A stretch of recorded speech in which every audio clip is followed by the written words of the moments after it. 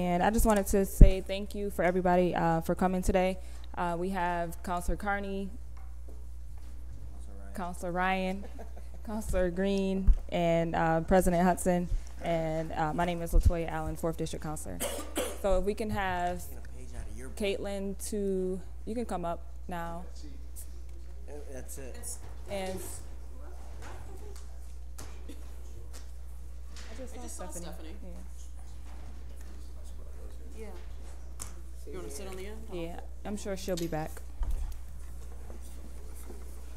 You going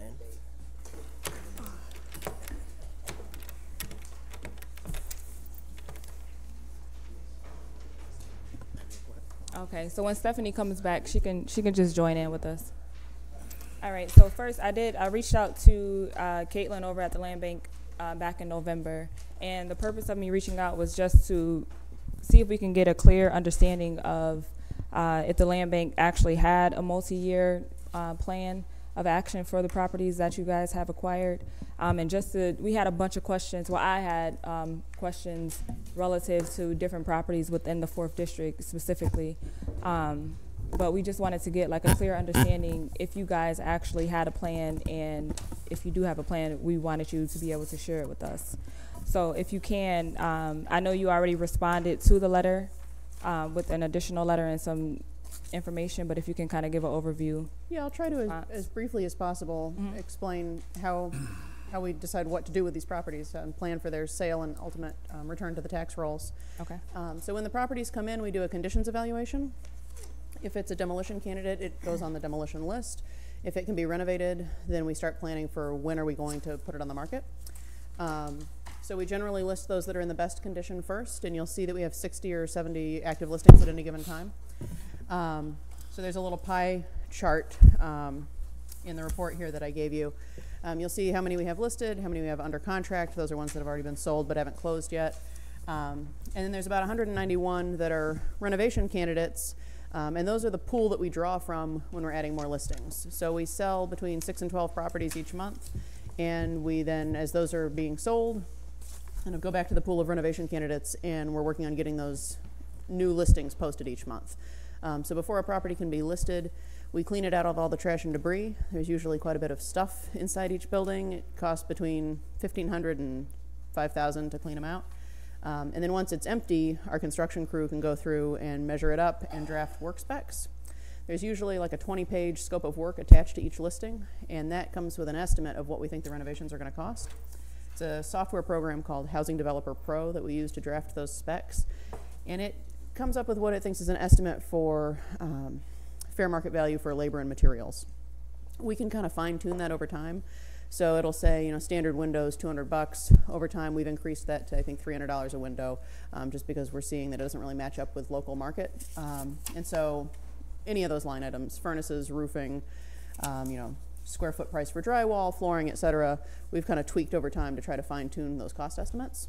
So Dave will go through, measure it up, draft those renovation specs, and now we know this house needs about $60,000 worth of work. And so then our sales staff uses that figure to figure out what the list price is going to be. They look at comps in the neighborhood and what things are selling for. Usually, other people's sales are move-in ready homes, and ours are obviously not. So he backs out the renovation expense from what comps are in the area, and then we'll come up with a list price based on that. So if you're going to buy it for $10 and put $60,000 of renovations into it, we want to see that comps are around 70 or 80 in that area. We like for the comps to be a little bit higher than the purchase and renovation combined, because somebody's buying this house, they're going to go through a hassle to deal with all the renovations. It's a very arduous, labor-intensive process. When all is said and done, we'd like them to have a little bit of instant equity in the house. Now, if we do all that math and the numbers come out negative, then it's probably a demolition candidate. Now, that said, we work with home headquarters and groups like them all the time to rehab houses where if we were just doing that formula ourselves, the number would come out negative. So home headquarters will take one of these houses, maybe spend $200,000 renovating it, turn around and sell it for $90,000 to an income qualified buyer, and then use $110,000 of grant funds to bridge that gap. So that's not to say that any property that is negative when you do that formula ends up going in the demolition pipeline. sometimes for planning reasons, you really want to save that house. It might be a corner property, really visually prominent, architecturally interesting, that sort of thing. So those are all kind of factors that feed into our decision-making process. Okay. And so I noticed on your pie chart, so majority of your properties are vacant lots and then the demo candidates. So you're talking about 500. So structures sold is 504. And then if you combine the blue and the orange over here, that's about 500 that are vacant and demo candidates. So what are your plans for the vacant lots besides just selling them off to a neighbor? What's the plan for the vacant lots? Are you guys building on the vacant lots? Stephanie May. You know, we map them all. Okay. And if it's just a non-buildable lot on its own with performing houses on either side that are code compliant and tax current, we're not going to be able to squeeze a house in if it's got less than 40 feet of frontage. So if that's the case, side lot sale is pretty much the only answer. But if we see that one of the neighboring properties is either land bank owned or tax delinquent and it's going to be coming to us or something like that, then we know that we have more options on the table. Especially if one of the neighboring houses is a demolition candidate, then we'll see, well, this might not be buildable now, but by the time we get around to demolishing this one and combining them, it will become a potential building site. And then if it's already large enough or if we have multiples in a row, then we look at those as opportunities for infill construction. We flag those in our database. Terry Luckett's our planner on staff, and she has a running GIS file of all of the site assembly opportunities like that. And then we periodically reach out to Home Headquarters and Housing Visions and other groups like that that tend to be able to finance new construction, and just let them know that these opportunities are available when it comes time for them to be putting in their grant applications. It tends to be that you're going to need subsidy to make the numbers work on a new construction project. We're not getting approached by a lot of private developers that are just taking out construction loans and building single-family homes. So we're trying to pair up those opportunities where we have infill sites with the developers that are out there applying for those grants and putting the projects together. But I'll let Stephanie elaborate on that. Question for you. Did we change the scope on build? Because I know that a lot of those properties, there were houses there. You mean what's considered a legally buildable lot? Yes, because like I said, a lot of them, there were demoed. So there were houses sitting there. Well, technically, to build in the city of Syracuse, you need to have at least 40 feet of frontage and a total of 4,000 square feet. If you want to build on something smaller, you can certainly apply for a use variance, and you'll probably get one. The issue is just how pragmatic it is. So you have to have a 4-foot setback from the property line for your building. So you're 4 foot over where the house can start. And typically, if you're building new construction, your buyer is going to want a driveway and off-street parking. So if you have 4 feet on one side for the setback and 12 feet on the other side, or maybe 10 feet on the other side for your driveway, you end up with a pretty narrow house. So even though, yeah, you could probably build on a 33-foot lot, we're finding that developers like Home Headquarters want at least 40 feet, ideally more.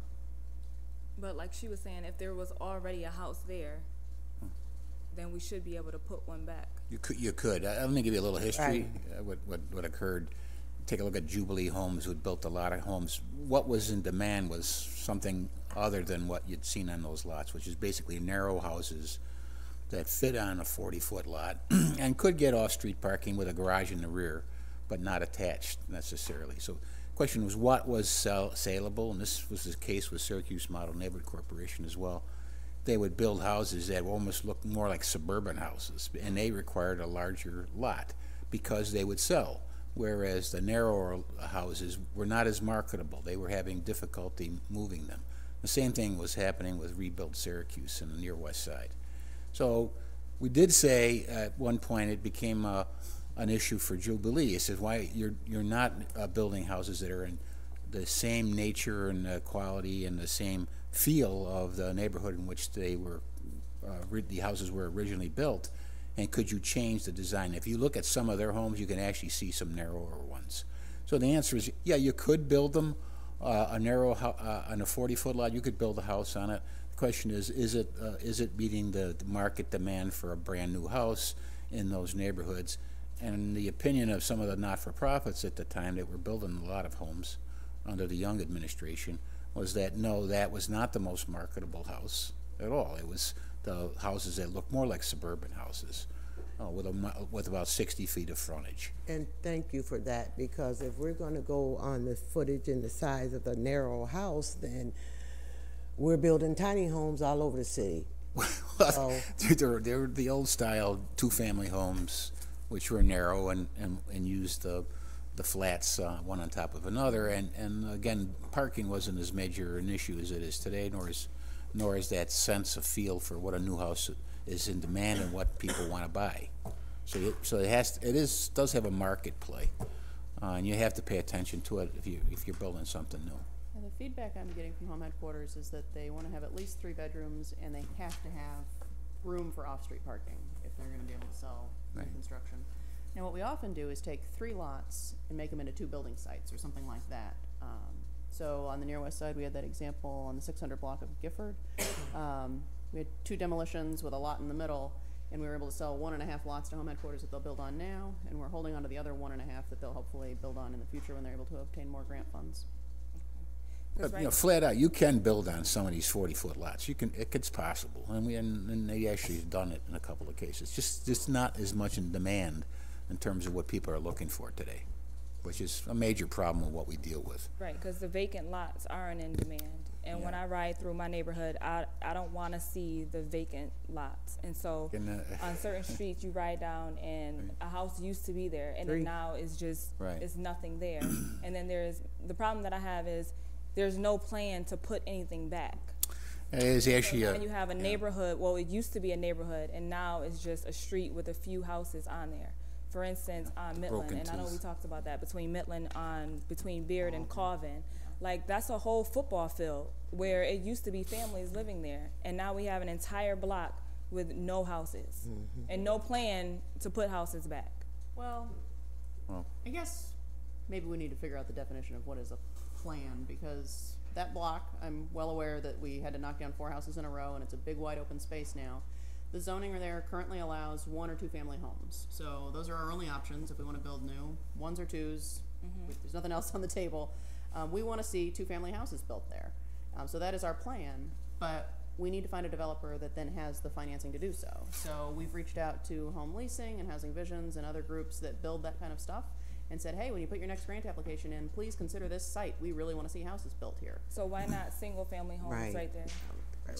Let me explain something about what the market is. The problem is it's really what new construction costs will be and what the market is in those particular areas. We've dealt with this issue for quite some time in the city. First of all, let me say that the land bank doesn't want to hang on to vacant lots. We would love a plan, and it was a major concern of the board regarding the acquisition of properties that were then subsequently demolished, and we'd have to hold those in our inventory. And what's the business model? All we've got is expense with respect to maintaining those vacant lots with no income.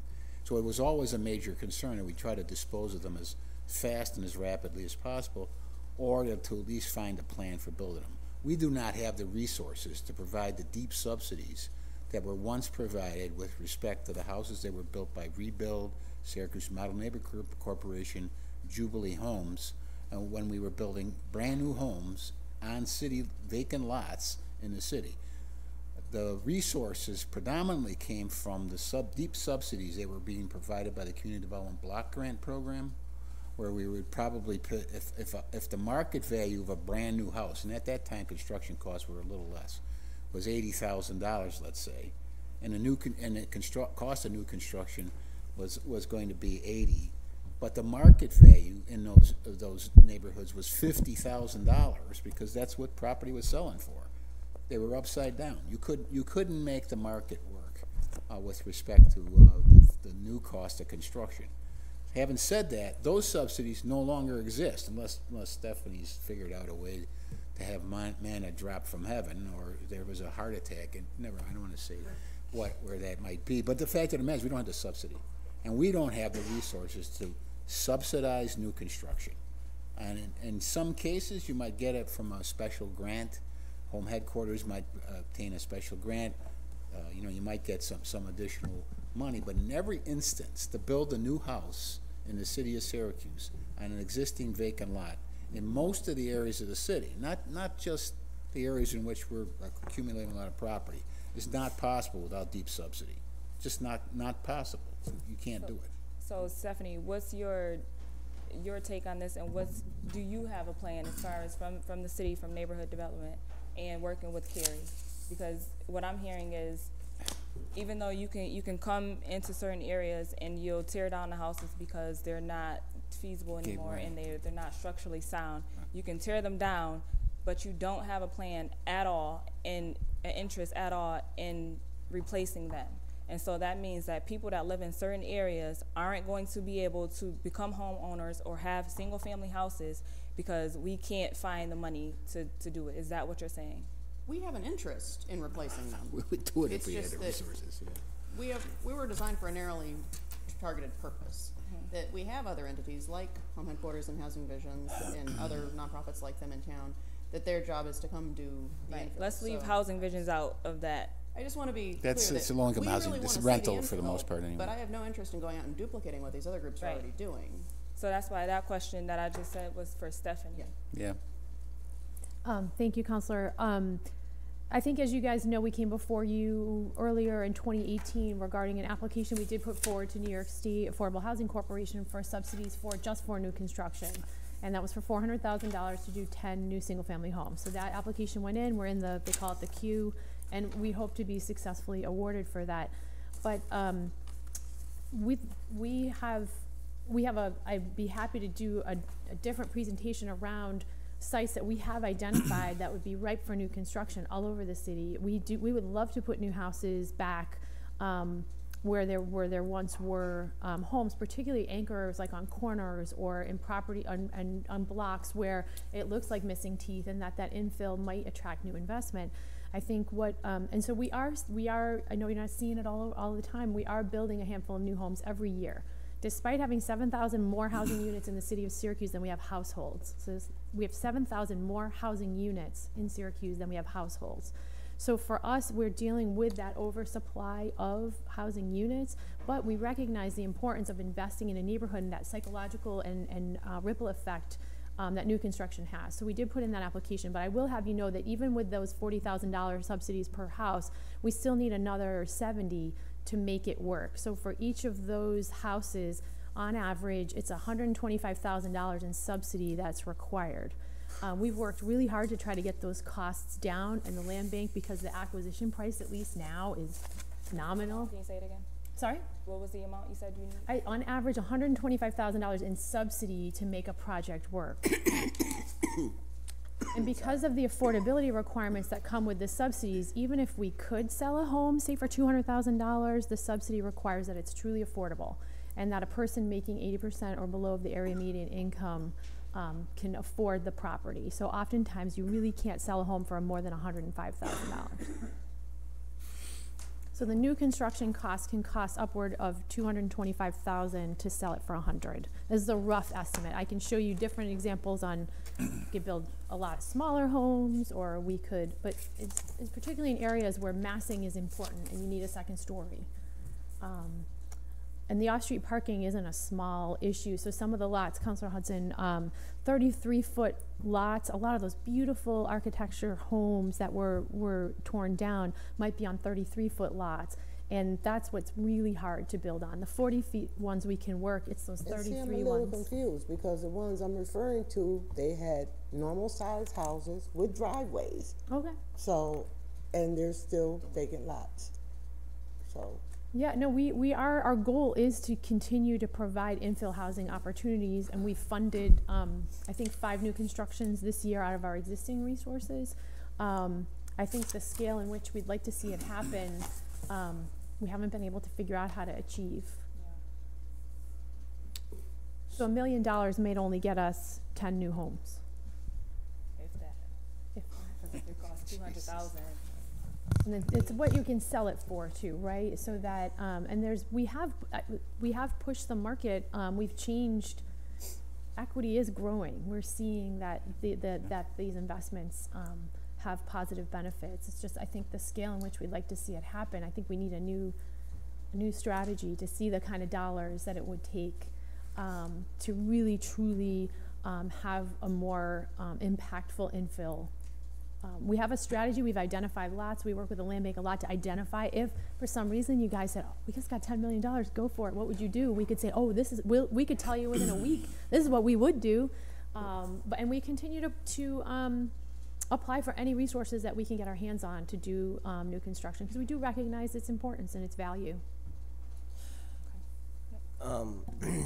So to go in a little bit different direction, demo candidates are obviously different in certain parts of the city. Obviously, it's a fine line in the 4th district, but in the 2nd district, obviously demo candidates, you know, they try to get as many as they can. So can you break down what these demo candidates figures mean? It says 251 candidates. Yeah, so when we do that initial conditions evaluation, if it appears that it's going to need a significant amount more renovation than it can then be sold for, they end up going into the demolition candidate category. Now, I will say that that's kind of a gray area. So gray, yeah. Occasionally we get people that call the office and say, hey, I'm really interested in this particular property, and we'll say, well, it's on the demo list. Are you willing to invest a significant amount of money? Are you sure you're interested? And they say, yeah, I want to go check it out. And we'll take them to see the property, and if they're serious that they want to move forward and they really have the financial resources and the skills, then we'll keep talking with them about their plan, and we do eventually list some of those, but it's pretty rare. So our construction staff, when we first take title, they try to sort them into these bins as best they can, but every now and then there's one that's kind of on the edge. And are these categorized 1 to 5, or? No, we just categorize them as either demo, major renovation, or minor renovation. The vast majority fall into that major renovation category. I've asked them to start, when they're looking at demos, kind of categorizing them as which ones absolutely have to go and which ones are more borderline. Yeah. So we're working on going back through them and reevaluating. And what's the current, how many did you demo last year? We did about 25 last year. We had some leftover funds from the AG at the beginning of the calendar year. And then when the city's fiscal year started, we started using city funds that had been allocated to us. I think we did about 22 with those city funds. Are those funds dried up? No, we've got 9 more projects that are going on over the winter. And then we were just awarded another grant from the Attorney General's office. So that'll fund 56 more projects in 2019. Will those 56 get done in 2019? Oh, definitely. Okay. Yeah, so we'll start those as soon as the weather breaks. And then the funds, that you get from the city, are you going to spend any of that in 2019 on demos? No, we've spent, well, unless it was like January, February. So by the end of this month, I'd say we will have spent all of that $500,000 that came from the city for demos. Okay. And so, as far as city funds, there won't be any more that you'll be doing with city funds? No. Well, so the city funds had a match requirement. So we tried to spend as much of those as we could in 2018. We're still, spending down the last couple dollars of that fund right now. And then we'll start doing AG projects, and that'll be the match. So I would I guess be ready for more funds July 1st, if that's what you're asking. So, we're doing 25 now and 56 in 2019, but we don't have a really comprehensive list of the demo candidates and the order in which they should get done.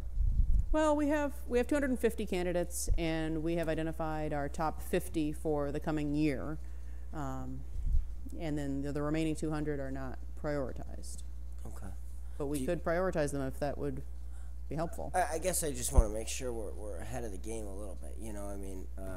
Having those 50 identified, and if you could share that with us, that'd be great. But then, maybe if we have the top 100 identified, even knowing that we're only going to do 56, we already have half of next year's list done or whatever. I think looking at those next 56, or at least having them right there, maybe we can keep an eye on them, and some of those might adjust and need to come down quicker.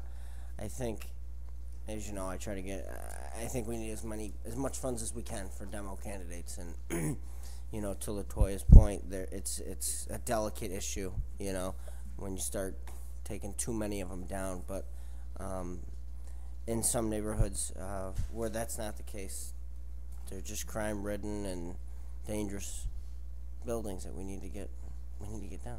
And it's not 100% your responsibility, but There's 251 of them that you own. To your point about demolitions creating a problem in the neighborhood and creating these gaps, we definitely don't think of demolition as the end game. It's an interim step to get us into the right direction. And my hope is that, you know, we got 250 demolition candidates that are sitting out there now. Those are having a negative impact on the neighborhood. They're attracting crime. They're dragging down surrounding property values.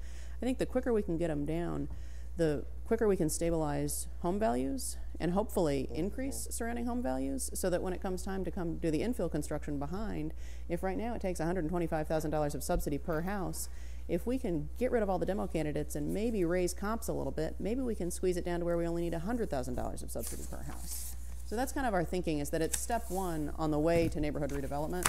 Demolition in and of itself is definitely not our goal. Yeah, it's easy to see it on paper, but it's when you're actually living in it that's different. And I live in it, so it's different for me. Yeah. Did you have a question? Yeah, it's a couple things. I understand and appreciate where you guys are coming from. You're one tool and hopefully a toolbox of things that the city has to actually address issues that have been going on since, you know, even before my father was on the council. Probably right. Yeah. So I can understand and appreciate where, I hope it's not coming across as the council dumping all of its issues on you. It's just, the hope is that, you know, you'll be able to continue to address issues and work with the partners that you've mentioned to do so. And I get that, look, we're in a difficult position where there's probably not enough funding to actually address and have brand new homes in the city. The market just isn't demanding it. And you need funding from the state or the feds to actually do this, because as a city, we don't have the money to personally do it. So I guess my question is, are there conversations going on at the state and federal? Are you having those conversations about avenues going forward of either A, to actually be able to get funding for different, you know, either you personally or groups that you partner with to get funding to do that? And then the next is, from the city standpoint, I know this has always been a point of contention, funding for yourselves going forward, so that it's not every budget cycle constantly asking for the $1 million or $1.5 million from the city. Where are we at in conversations with that? And are we hopeful that there's a possibility of getting to the point where you're self-sustaining, I guess? Well, I don't think the land bank's ever going to be self-sustaining. So Let me put it this way. Self-sustaining, not relying on the city. so there's basically two kinds of things that we're funding. Demolitions and new construction and significant rehabs that are grant funded. That's all significant capital investment into an individual property. That is going to take grant funds, typically from the state. We've gotten about $9 million so far from the AG's office, and that's been a huge help. And the city's funded a lot of our demos, and SIDE has funded a bunch of our demos. And so each one of those projects is an expensive project individually. And then kind of macro level, we've got 1,000 properties in our inventory. We've got to keep the lawns mowed, pick up trash. You would not believe how much illegal dumping is going on these properties. Shovel the sidewalks. Unfortunately, I get the phone calls. $1 million a year. Shovel the sidewalks, board the windows, keep them insured. All of that kind of day-to-day operations has a pretty low unit cost per address, but when you multiply it times 1,000, it really adds up quickly. And so we generate about $1 million of sales revenue each year when we're selling properties. In a really good year, we hit 1.7 once, but I don't think we're ever going to get there again, because there's just far fewer seizable properties out there, and the number of properties coming in should be shrinking, so the number of properties available for sale will be shrinking. But let's say we're able to maintain $1 million of sales each year. Costs about $2.5 million to actually run the land bank, to do all those very boring day-to-day operations that I just described. So we need some source of subsidy to cover that basic operations and maintain these properties. And hopefully that will shrink as we're able to shrink our inventory. So if we're looking for these infill opportunities and a grant fund comes along where suddenly we're able to build 50 new houses, and we're trying to talk with state partners about, is there a bigger way to finance these projects so that instead of unloading properties 1 or 2 at a time to local investors, we're doing 50 at a time. That's really the scale we need to get to. So at some point, if we're able to do that and demand increases, our inventory will shrink, and then our annual operating deficit should shrink, and we'll be less reliant on financial support from the government. You asked the question, though, is can we find another source of financing the land bank? Yeah. And the answer is yes, we are working quietly, diligently to try to find ways of identifying revenue sources that may be apart from the current ones we recognize, which are largely transfer payments from both the city, the county, and some specialized grants. So the answer is yes, we're working on that, which is a big concern of ours. You know, the way the land bank was financed was largely dependent on the benefits that the city received as a consequence of more vigorous enforcement, and the recognized benefit from that would be shared with the land bank to continue its operations.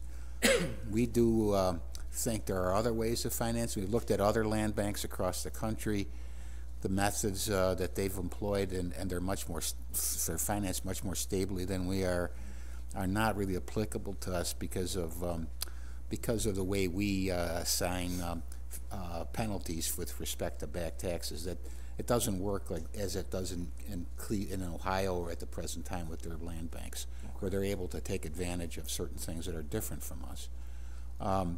There are other ways people have financed through real estate transactions, and maybe that's one way that we can find a way to give us. And I know we've had this conversation. I guess that's more of my question: is how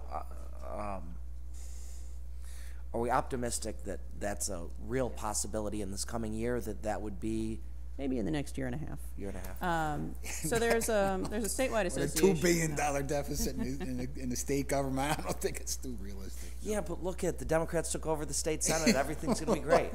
Yeah. So there's a statewide association of land banks that collectively lobby, and we think that the state might be willing to fund things like the demos, the rehabs, the new construction. They're interested in what kind of widgets can you deliver short term within a very defined grant period. But to fund this other type of activity that we do to subsidize the land banking, the state is not interested in putting that kind of thing in the state budget, as far as we can tell.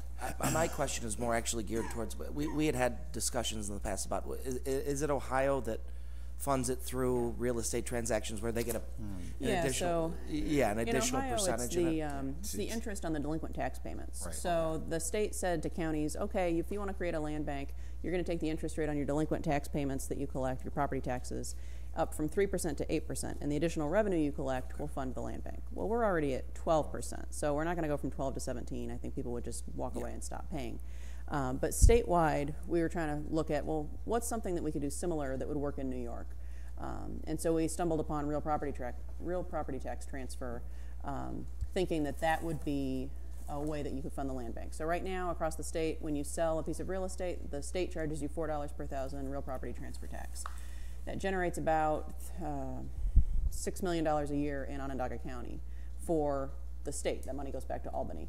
Some counties have adopted an extra local real property transfer tax on top of that. So in Erie County, you pay $4 per thousand to the state, and you pay $5 per thousand to Erie County, and that funds their roads fund. So we've kind of been pushing this idea of what if the state did a similar thing where if you're a county that has a land bank, you can opt into this small increase in the real property transfer tax that would directly fund the land bank. We haven't seen that there's much appetite for that at the state level, although we have had some surprisingly positive meetings lately.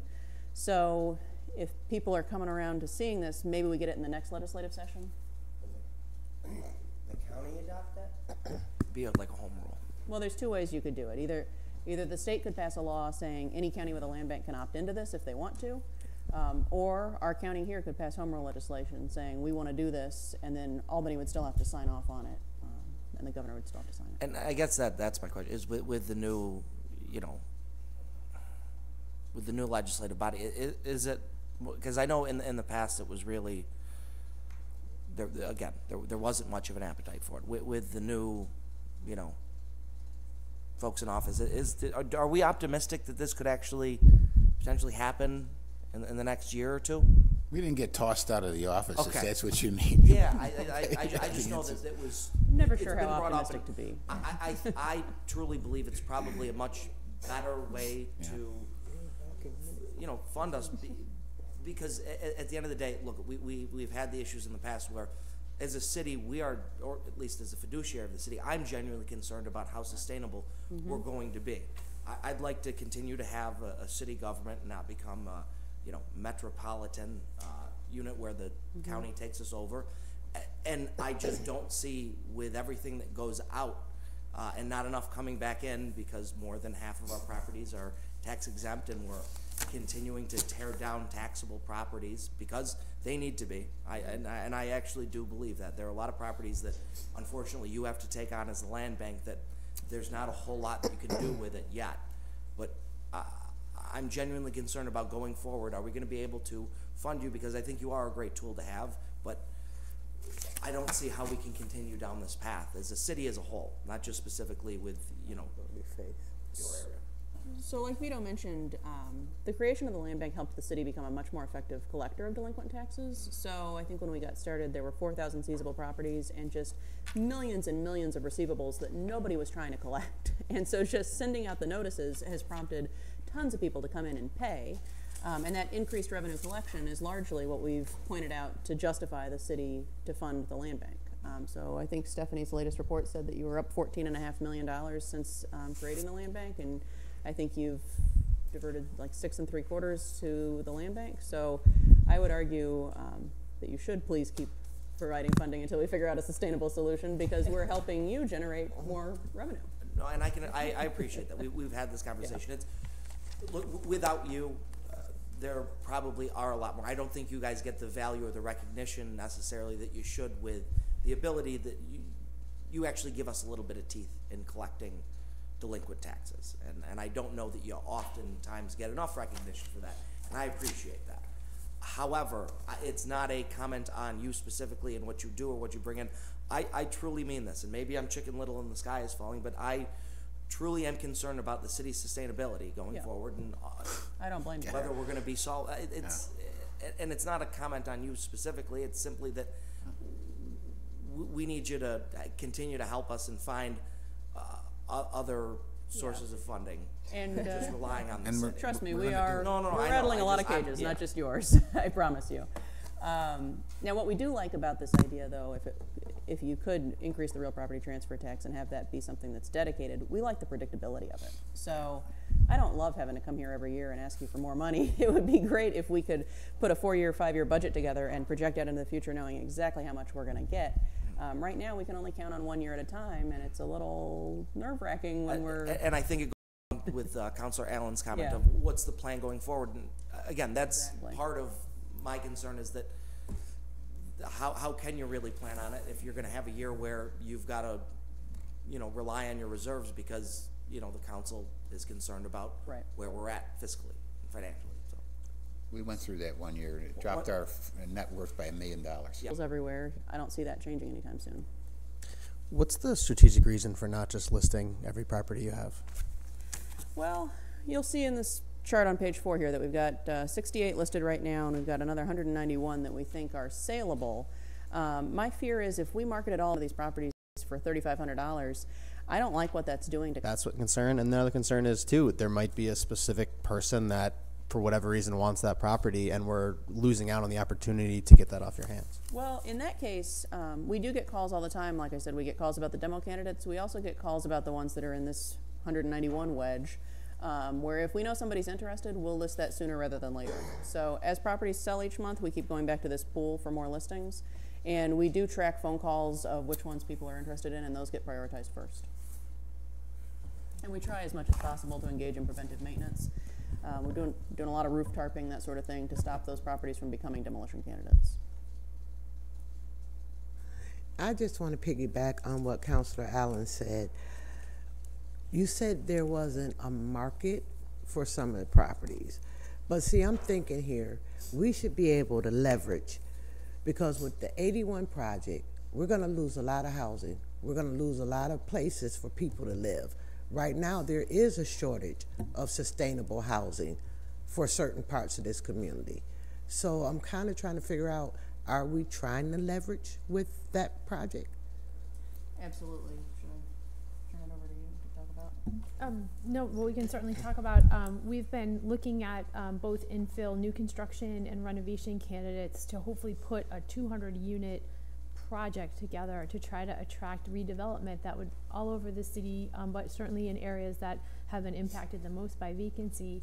around either, we're trying to estimate about 2/3 of that 200 units new construction and 1/3 renovation, to do just that, to, as that project moves forward, to make sure that there's quality affordable units online, so it's not waiting 2 years for that to be built. Can we build it now? So that's the kind of advocacy, and we'll certainly be looking for your help at the state level when we talk to those sources that do have those larger pots of money, not my whopping $1.5 million a year from the home investment partnership that it can only do a few properties, but if we did want to do, if this developer could do 50 and this developer could do 50, how we could fill that in and have those affordable opportunities right at the ready for folks who need them. Because as you know, we have a lack of affordable quality housing. Yes. So, Councilor Rudd isn't here, but he did send in a question, and since you brought the 81 project up, it's my understanding you guys have a few properties that are around Syracuse Housing Authority over in the Pioneer Homes. Mm-hmm. So do you guys have a plan already in place for if or when those come down? What are you going to do with your properties that are around there? So we have some that are kind of right adjacent to Interstate 81 that I assume are going to be taken out as part of the project. So we're just hanging on to those until we see what the state DOT wants to do. Then we have others that are a few blocks away that I think are prime for redevelopment, and there's a big opportunity there. Right. I actually reached out to Blueprint 15 and asked them, with the plans that they're doing for real estate development in that whole area, if we could enter into a memorandum of understanding with them, saying that there's 2 opportunities where I think we can put together entire acre parcels, and they're the ones that are planning for the redevelopment of that neighborhood. So what we'd like to do is kind of make those available for a project that's consistent with their vision. Okay. So we just work on the assembly part. So you're going to hang on to those? That's the thinking. Yep. And I was actually all the way down the quarter, because I know that Garfield, that whole area is attached. I'll have to take a look at a map. You have a lot on Garfield, the end that she's talking about. I think it's about 5 right off the top of my head that I could envision, and then you have I think 2 were just torn down. One was torn down on the corner of Garfield and Woodlawn, right there on the corner. So there's a huge corner lot that's just So when I'm talking about Blueprint 15, I'm mostly talking about from MLK North. South of there is also still a lot of opportunity.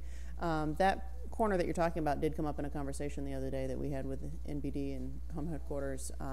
Right across the street, there's several new constructions that Home Headquarters did a few years ago. And then there's a rehab that we partnered with them on using AG funds on Baker's side and city funds. And so that's one of those situations where we have 4 demo candidates in a row, and we're saying let's reconfigure this as 2 or 3 new build sites. And then we have a bunch of sites across the street on Woodlawn facing north as well that we're trying to line up as infill sites. okay. We should be able to get some of that state money. Yeah. You know what you meant, right? Yeah. I think Woodlawn is a Woodlawn's like my street. okay. Yeah, we don't want to take Woodland that and from you. Baker, sorry. Yeah.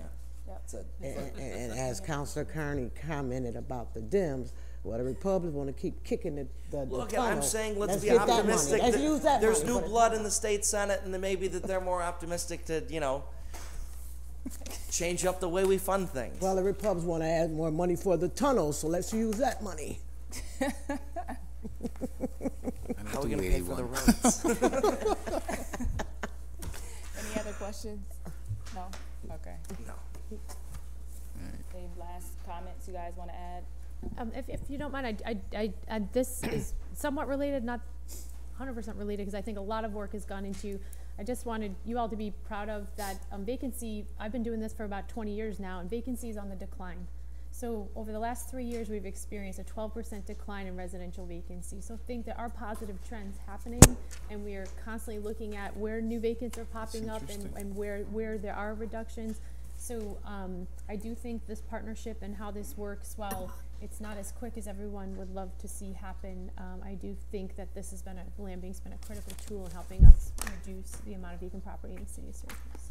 And as we talked before, Caitlin, you and I do want to make sure that the lines of communication are open. And I did ask that you kind of send us reports, whether it's a quarterly report, so we can actually see what you guys are doing, so we're not just guessing as to what is going on with the land bank and the properties here in the city. And then Stephanie, I would like to see, or maybe sit down with you and Carrie over at home headquarters and try to come up with something for that block right there on Midland, where all of those houses were taken down. That's something that I do want to see, single family homes there. And I feel like we should try to use this opportunity to make good with the community, because we did come in and, well, you guys came in, because I didn't do it. You guys came in and kind of just destroyed an entire neighborhood right there. So I do want to see something replaced there. And I don't personally feel comfortable with taking owner-occupied homes within the 4th District and moving them off to the land bank. So the ones that will come up to the agenda from here on, I probably will hold them, unless it's something that we can mend to where we can send them over there comfortably. But I don't feel comfortable with giving away these homes to the land bank if they're just gonna sit there and then become vacant, and then we have to demo them when there's people actually living in them. So moving forward, I would just like to see more communication with the land bank, and then just trying to come up with a plan to actually, when we talk about revitalizing neighborhoods, like, we have to make sure that there's homes there for people to live in. So I just want to make sure that I'm working more closely with you guys so we can actually get it done. Question for you. Do you, off the top of your head, I know Seymour has a lot of land bank property. Where are we at with, are they renovates or are they demos? You know, I couldn't tell you what percentage on Seymour. I'll take a look at that though and Okay. get an email. Yeah, That one strip Yeah. of Seymour. it's a Yep. lot. And it looks bad. Okay. All right, thank you. I'm gone. To lunch. Conversation.